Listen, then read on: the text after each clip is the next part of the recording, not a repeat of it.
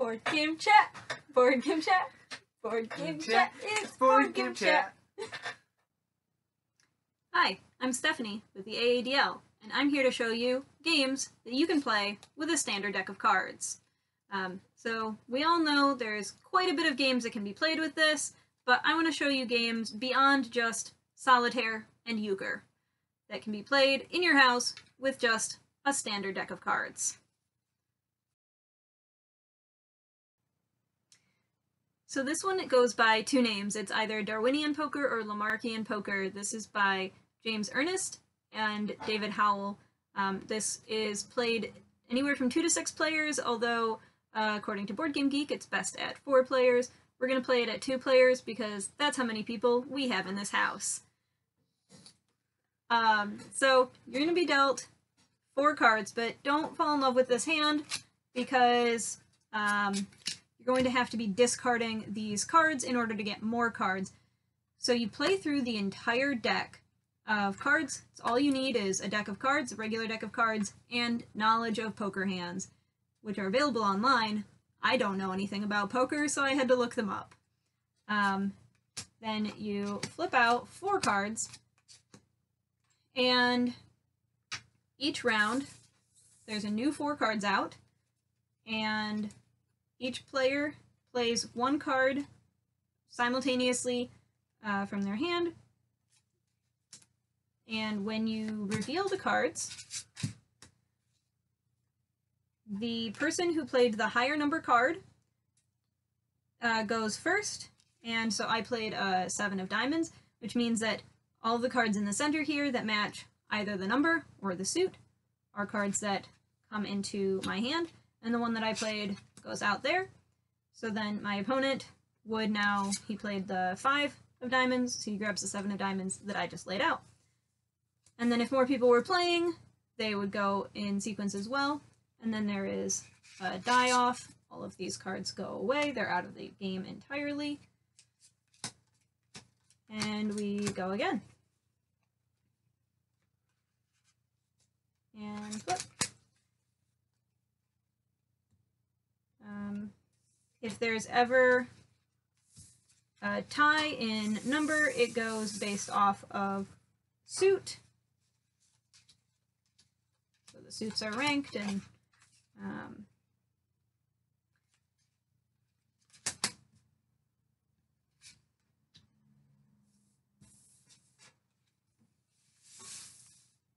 you would get the 5.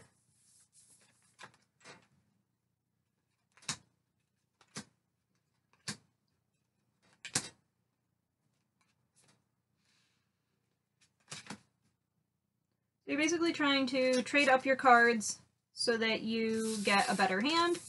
You run through the entire deck. Obviously, if you had more players, you'd end up getting less cards.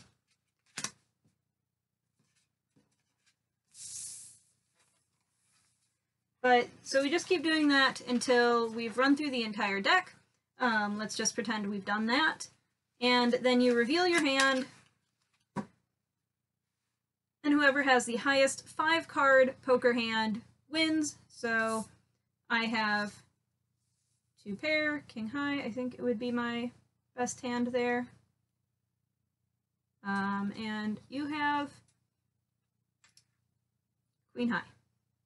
No, they're all the same suit. Is that a thing? We don't know if that's a thing. We're not looking that up right now. But I think maybe he wins, because they're all the same suit, but I don't know. And after having looked up poker hands on the internet, it is revealed that my opponent did in fact win with a flush, and I lost with my 2 pair. But I thought 2 pair was pretty impressive.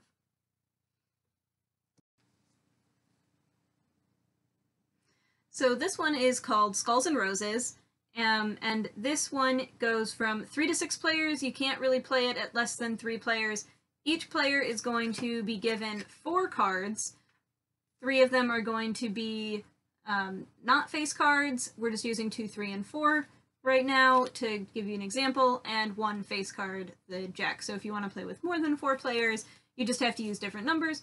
Doesn't really matter, just that 3 of them have to be non-face cards and 1 a face card.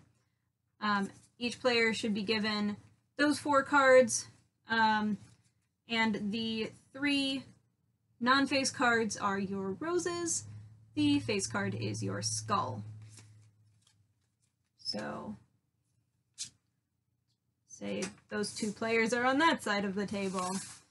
I don't know, it doesn't matter. So, to start the game, each player will place down a card from their hand,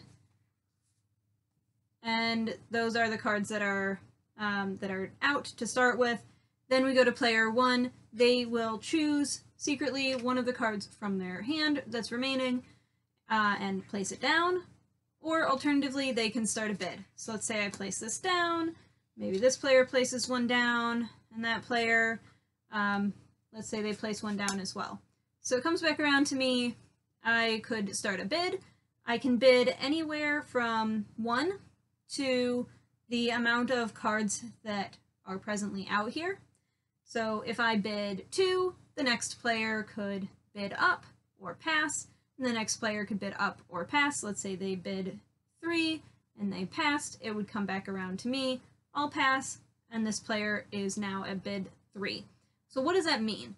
That means that they're going to turn up 3 cards, and they will start with their own cards, and if the skull shows up on their card, that is not good for them. So that means that they pick up their hand and discard one of the cards. So now in the next round, which will start because somebody had completed a bid, they'll have 1 less card. Because the skull was on their own pile, they get to choose. But let's say that went a little bit differently. So we're at bid 3, they turn up their 2 cards, and then 1 card from someone else. So they won that bid then, because none of the cards they turned up was a skull or a face card, and so they win that bid, they get a point. We're just going to use pennies and place that in front of them. Now, what would happen if they had revealed a skull on somebody else's piles? Let's say it was set up like this. They bid 3, they'll reveal their 2 cards, and choose this character here, and that's a skull, that's a face card.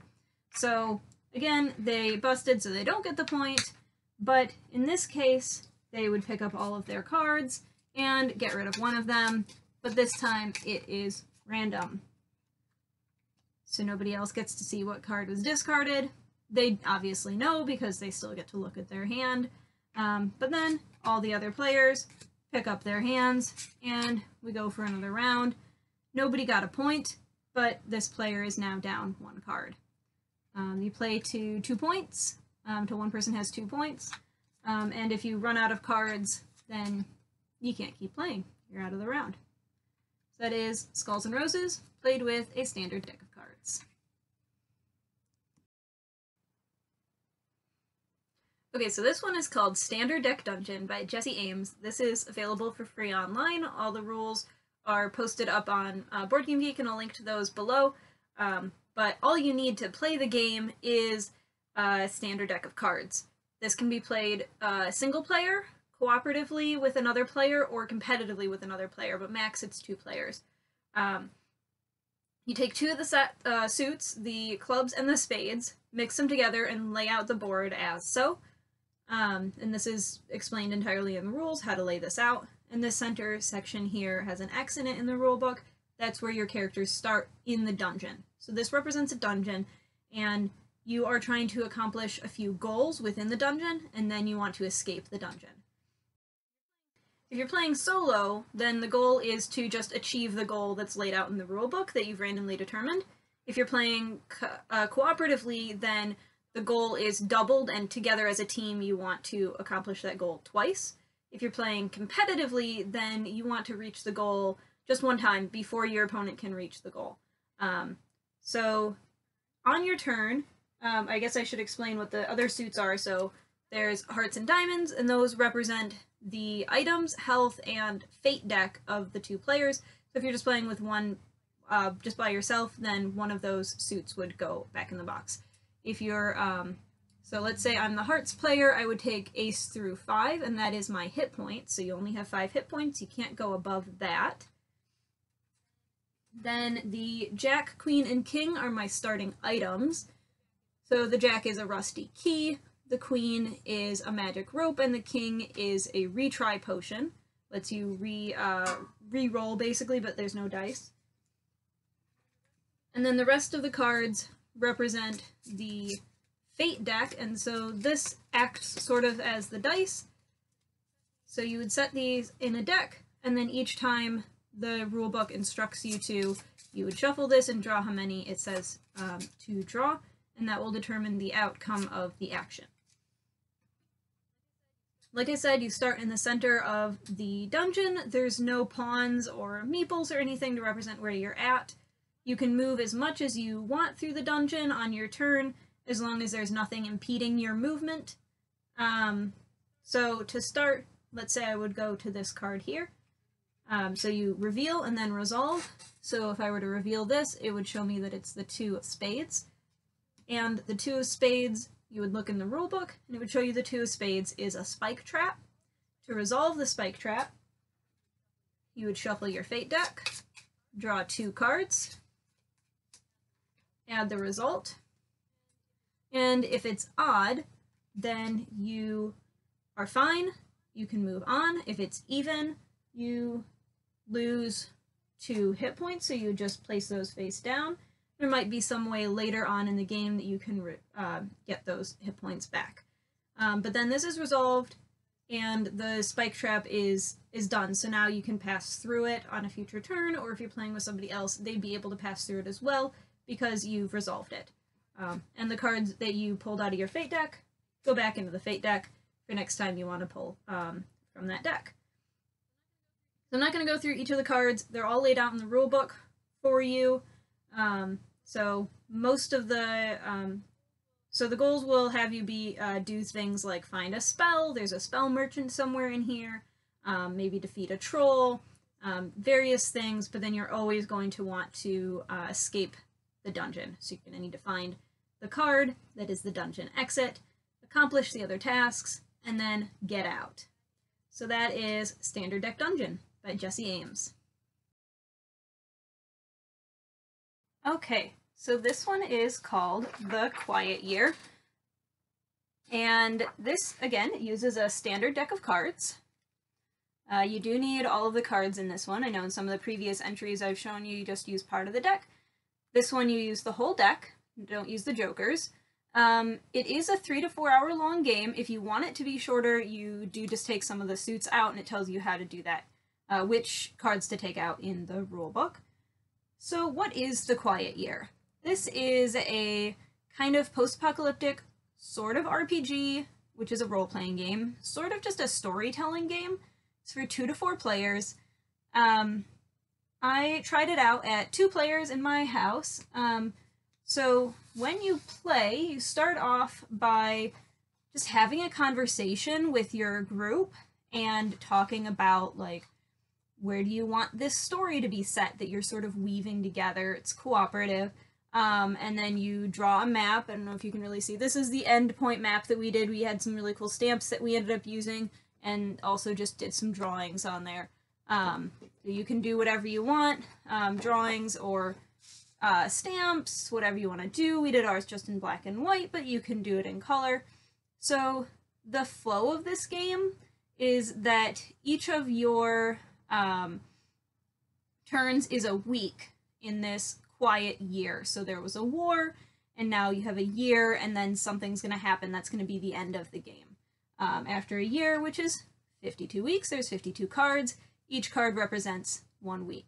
You're not necessarily going to go through the entire year, though, because the deck, you separate it into suits.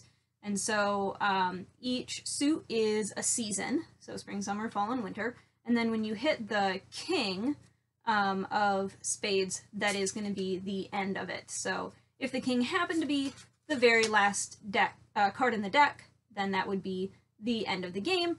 But and you would go through the full 52 weeks. But usually it's going to be, you know, somewhere in there that's not the very end. So it's probably going to be less than 52 weeks. So on a turn, a player is going to draw a card and refer to the Oracle, which is a sheet in the rulebook that tells you what that card means and gives them some options. And in spring, those options are usually going to be world building, something along the lines of, like, oh, somebody entered into your area, or somebody left your area. You pick one of those, and then you sort of tell a story around that. And then as you go into summer, the choices become a little bit more difficult, and then fall and winter, they're even more difficult, where things are sort of going poorly in your community and you're trying to keep the community going. So at the start, you come up with a setting. We chose sort of like a sandy dune area, and then each player proposes, or not really proposes, but just sort of states one thing about that area. So it's not really a conversation, it's just each person saying a thing and adding that into the world. So I think that we had determined that it was going to be a sandy dune area, and then I had said, okay, there's going to be a lake though nearby, and then the other player that was playing with me said, okay, and there's also going to be like these worms that live in the sand, and they're sort of like the worms from Dune, but smaller, and that added this really neat element to the game. And then on your turn, so you draw a card, see what it says based off the Oracle, and then you can propose a new project, where you use dice, just a regular D6, to say you have a conversation with your teammates about how long that project's going to take. So I thought, okay, we need food in this community, so let's start building some farms. And then we had a conversation of like, well, we're not really an agricultural community, so we don't really know how to do farms, so maybe that'll take like 3 weeks to build a farm. I don't really know, but just determine like 1 to 6 weeks. If you think it's going to be more than 6 weeks, then you need to do that as 2 projects. And then you just put the die on the map. So this was our map, and there's our farms that we ended up doing twice. You just put the die there. Every turn it ticks down, so that after 3 turns, it's done. Then, so that's one option. You could propose a project, and that's just your own decision. You're not talking to the other teammates about like, do you want to do this? I think we should do that. You're just doing it. And if they don't like your idea, they can take what's called a contempt token. And that's just their way to indicate, like, I don't like that you did that, because they're not allowed to talk to you and say, I don't like that you did that. They're just allowed to take that contempt token as an indication. The other thing you can do is start a conversation, which can be done in 2 ways. So the first way is to ask a question, like we had a group further out that we wanted to do some trading with. And so one of the questions that came up was, should we go trade with those people now, or should we wait a little while? And the question was posed by my the other player that was playing with me. I responded, and then they were able to give their input. The other way is a declaration, which could be something like, we had a character come in from the ocean, from the lake, and I said, I think that character should help us explore these ruins that we have nearby. And so that's my declaration. That's what we should do. Then the other player is able to respond to that declaration, and that's it. And that's meant to simulate sort of like a conversation in a large community. We're supposed to be representing not like individual, like in a normal role-playing game, you would have each have a character that you're embodying. In this, it's a group of like 60 to 80 people, and you're more embodying the entire community. And so in a community, a conversation isn't going to be this like back and forth until you reach a concrete conclusion. It might be something along the lines of like, you say a thing and I say a thing, and then like the conversation's done, but we don't really have a resolution. So the game kind of just curtails that. You're not able to just keep going on and on and on. And so it's sort of a storytelling game. It calls itself a map game, because you are drawing a map, and it is sort of, It's sort of map, it's sort of cartography, it's sort of just storytelling on a piece of paper here. I feel like it veers more towards storytelling, and if you are a storytelling type of person, if you're a person who likes role-playing games, but doesn't like all the nitty-gritty rules of role-playing games, you don't want to read a whole book to delve into it, this might be for you. I know for me, I'm not much of a storyteller, and I'm not much of an, like, outgoing type of person that loves being creative on the spot like that. So it was a little bit of a struggle for me to play this. If it was a close group of friends, people that I'm really comfortable with, I feel like it would be better than if I were playing it with strangers. But that, I think, is just a personality thing. If you're the type of person that's outgoing and you love storytelling and you love just getting into a story and doing that, this might be a great game for you. So like I said, it's 2 to 4 players. It's 3 to 4 hours long, which I feel like is kind of long to do in one setting. But like I said, you can take some cards out to play it in a shorter time period, which is what we did. And all you need is a standard deck of cards and the rule book, which is 15 pages. And I'll put a link in the description for where you can get that. It's available on the designer's website as a pay what you want fee there.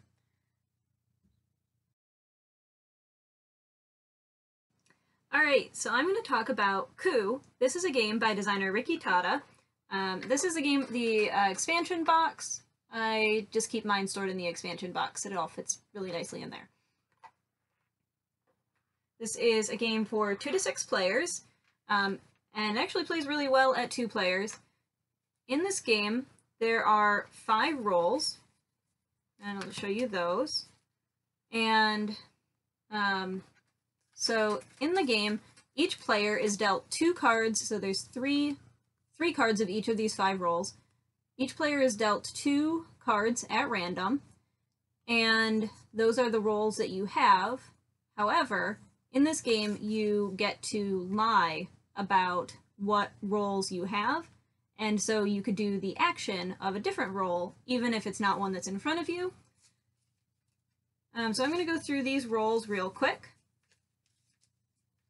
So each player starts with $2, as well as 2 roll cards randomly in front of them. They can look at them. They're secret to everyone else. These also act as your hit points, so your life in the game, and the goal of the game is to be the last one standing. So one of the roles is the assassin, and if you've managed to get 3 coins, you can pay those 3 coins to the bank and name another player and assassinate them. So to do that, I would say, I am assassinating you, point to another player, and then you would be saying to them, I have an assassin. Now, do you have an assassin? Only you know that. However, they could block that by saying they have a Contessa. They may or may not have a Contessa, but if they say they have a Contessa, they are claiming they would like to block your assassination. And I'll go into how you can refute those claims in a bit. So how do you get coins? The Duke is the character that you would claim to have if you wanted to take 3 coins from the bank. So that's one way to get money. I could say, I have a Duke, and take $3. There's also the Captain, and he steals money from other players. So I could say, I have a Captain, I'm going to steal $2 from you. Now, that other player could say, well, I have a Captain, and that blocks that stealing. The other character that blocks stealing is the Ambassador. So if I said, I have a Captain, I'm going to steal these $2 from you, that player could say, well, I have an Ambassador, I'm going to block that. The other thing the Ambassador does is allows you, so if I was claiming one of these was the Ambassador, I could exchange my cards with cards from the deck. So it lets you switch up which roles you actually have. So I could say, I have an Ambassador, I'm going to use its action to switch some cards out, give it a pause, let other people contest that. Again, I'll go into contesting in a little bit. And then if nobody contests it, I draw 2 cards, pick up my 2 cards, look at them, decide which 2 I would like to keep of these 4 that are in my hand, and put the remainder back in the deck. Give it a nice shuffle without peeking. So let's see, I went through Ambassador, Captain, Contessa, Assassin, and Duke, so those are the 5 roles. There's also 2 more actions you can do without the rolls. One is just taking a single dollar from the bank. That just lets you get some money. Nobody can block it, but it is quite slow. The other is if you have at least $7, you can coup somebody else. So that is saying, I'm going to spend my $7, get rid of that, give it back to the bank, and coup somebody, which is like an assassination, in which it'll reveal one of their cards. They are now at half life, and there's nothing that they can do about that. They hopefully would have tried to prevent you from getting up to $7, but once you've gotten there, they can't block it at all. And if you have $10, it's a requirement. You must coup. So now, calling somebody's bluff. That's a big part of this game. So if somebody were to say, I have a Duke, I'm going to take $3 from the bank, after you've claimed that, any other character, any other player could say, I don't really think you do have a Duke. They might be saying that based off information they have. Maybe they've seen some, done the Ambassador action and seen that there's more Dukes in the deck, and they have a Duke, and they're like, the likelihood of you having a Duke is pretty low. Or it could just be that you're getting really close to 7 coins, and they need you to not take that money. So they're going to call your bluff. They're going to say, I don't think you have a Duke. If they do that, you will look at your cards, and if you don't have a Duke, you choose one of those cards to put face up. So now you're at half health, you lied, and they've been able to kill one of your characters. If you do have a Duke, however, you get to show it to them and say, I do have a Duke, you were wrong about me bluffing, and one of their characters goes face up, so they would lose half of their health, and in this case, they're completely out of the game entirely. And if we were just a 2-player game, I would win. If there was more players who were still in, we'd keep going. But now I've revealed my Duke, so I would now put that card back in the deck, give it a nice shuffle, and draw a new character. Could be a Duke, could be something else, only I know. Look at it, and keep playing. So that is how you play Coup, the roles that we have in it, and how you lie and call other people's bluffs. Okay, so I just showed you Coup, which is a published game, and the whole point of this video was to show you games that you could play with a standard deck of cards. So I'm going to show you how to play Coup with a standard deck of cards. From your standard deck of cards, separate out 1 suit entirely, and so you're only going to take 3 suits, then you're going to take cards 10 through ace of each of those 3 suits, and make yourself a cheat sheet for what each of those suits stand for. So this is my lovely cheat sheet here. So what I've said is that the 10 stands for Ambassador, the ace is the Assassin, the king is the Duke, the queen is the Contessa, and the jack is the Captain. So the tricky part, at least in my mind, is to just kind of ignore the suit and look at the number on it. So here's all my 10s, which are ambassadors, and here's all my kings, which are dukes. So it'd probably be helpful to write down on an index card for every player, or whatever piece of paper for every player, what each of these mean, or if you want to, and don't mind drawing on your cards, you could write on the cards themselves what they stand for. So that's pretty much it, just separating out 10 through ace of 3 suits and designating what each of the types of cards mean. And for coins, I just brought out some pennies.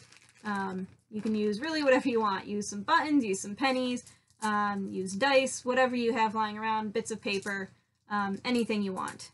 And so that is how you make Coup with a standard deck of cards. Thanks for joining me in learning the games that you can play with a standard deck of cards. As we all know, there's plenty of games that you can play with a standard deck of cards. Here in Michigan, I think euchre is very popular. There's hearts, solitaire, of course a million different types of solitaire, but there's a wide variety of different games that you can play with a standard deck of cards, and I hope that you got an idea for different things that you can do rather than the ones you already knew. Thanks for watching.